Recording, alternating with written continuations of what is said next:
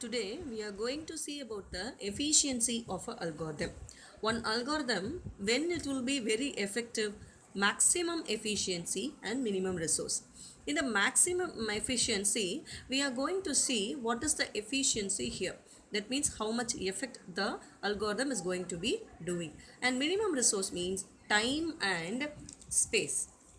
In minimum time and minimum space it takes means that is a very good algorithm. So this is the process what we are going to see now in the efficiency of algorithm. So these two factors, time is going to be measured by these factors. What are the factors? Different factors, that is execution time. First we are going to have a execution time should be in the minimized format. So I'm having some steps there, the number of factors that affect the time. First one is speed of the machine. Next one is a compiler and the other tools for software tools. And next is an operating system and programming language, volume of data required. So this is the factors that affect the time. First one is speed of the machine, second one is compiler and the system tool, and third one is the operating system, and fourth one is a programming language, and fifth one is a volume of data required. So these are the factors that affect the efficiency of the time. Next we can see about the space. On the space, the less time by more storage, this is a process actually. So less time it takes for the execution, but it takes a more storage, or it takes a little space but more time for execution. These two are not a very good algorithm. What is a very good algorithm? If these both are be based on the situations. So these both will be in the form of what situations.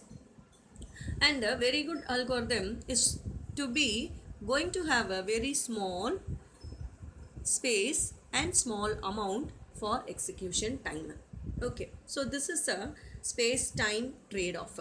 So in this the last point I said, no, the cost or the slower program execution reduces the running time at the cost of increased memory storage. And it is also the best algorithm is to solve a given problem in that requires less space in memory and takes less time. So that is a good algorithm. Next, we are going to see about the arithmetic notations. In this, it is also one type of language only. In this language, we are going to have the time and space complexity. It is going to have a statements. It is a language, so it is going to have a statements about time and space complexity. So there are three different ways. One is big O, big omega, and big pi. So big O means it is a worst one. It takes a worst case algorithm. It is in the lower level. It is in the lower level. And next one, big omega, is a best one, and it is upper level.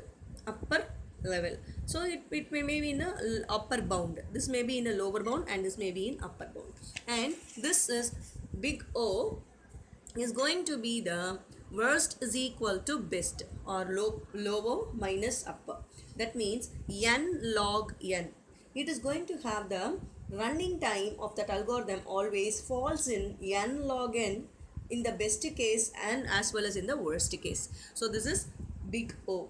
So in this best and worst and average algorithms, big average algorithms will be in the minimum number of comparisons, maximum number of comparisons. These two lies on 1 and n. Minimum number is 1 and the maximum number is n. So in this best case, best and worst cases are, the best case, if the first element and last matches with the key element to be searched in the list elements, the efficiency case would expressed. For example, I am searching an element in this